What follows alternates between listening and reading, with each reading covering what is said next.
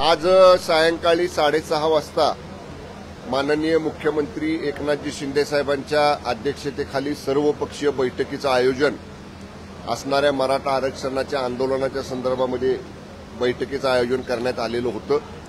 परंतु रात्रीपासून पहाटेपासून जो पाऊस मुंबईमध्ये मोठ्या प्रमाणामध्ये आहे, अनेक लोकांना परगावावरून मुंबईमध्ये पोहोचायला अडचण होते आहे, काही लोक पोहोचू शकत नाहीत। काही लोकांचे, काही मान्यवरांचे तसे निरोप संदेश आमच्यापर्यंत आले की आज पोहोचणं शक्य नाही, तर सगळ्यांना बैठकीला उपस्थित राहता यावं या उद्देशानं माननीय मुख्यमंत्री एकनाथजी शिंदे साहेब, माननीय उपमुख्यमंत्री फडणवीस साहेब आणि माननीय उपमुख्यमंत्री अजितदादा यांच्याशी चर्चा करून आज जी सर्वपक्षीय बैठक आयोजित केलेली होती ती बैठक त्याच वेळी उद्या सायंकाळी 6:30 वाजता सह्याद्री अतिथीगृहावर ती सर्वपक्षीय बैठकीचं आयोजन केलेलं आहे।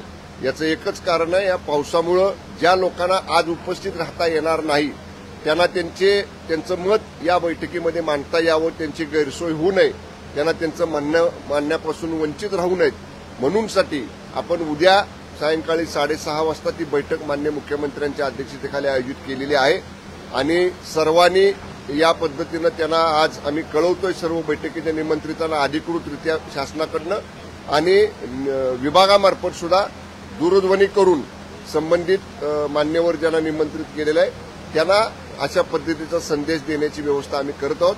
ही बैठक उद्या निश्चितपणानं सायंकाळी 6:30 वाजता सह्याद्री अतिथीगृहावर होईल। ओके।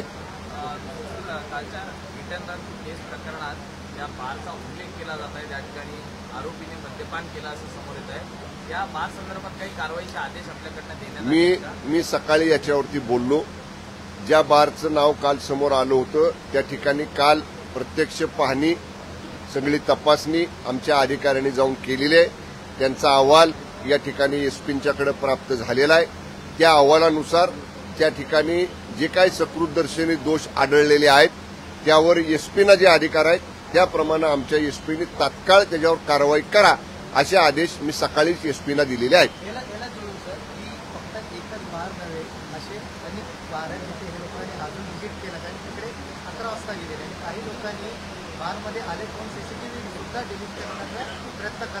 पोलीस त्याची चौकशी करतील। जर कुठल्या चौकशीमध्ये असं जाणीवपूर्वक कुठं सीसीटीव्ही फुटेज डिलीट केल्याचं लक्षात आलं तर निश्चितपणे त्याचं काहीतरी स्टोरेज पण असतं त्या सीसीटीव्हीचं की ते त्यांच्या सिस्टीममध्ये स्टोअर राहतं। संबंधित उपायुक्त पोलीस विभाग यांना सूचना दिल्या जातील आणि जर असं काय असेल तर ते सुद्धा सीसीटीव्ही फुटेज उपलब्ध केलं जाईल।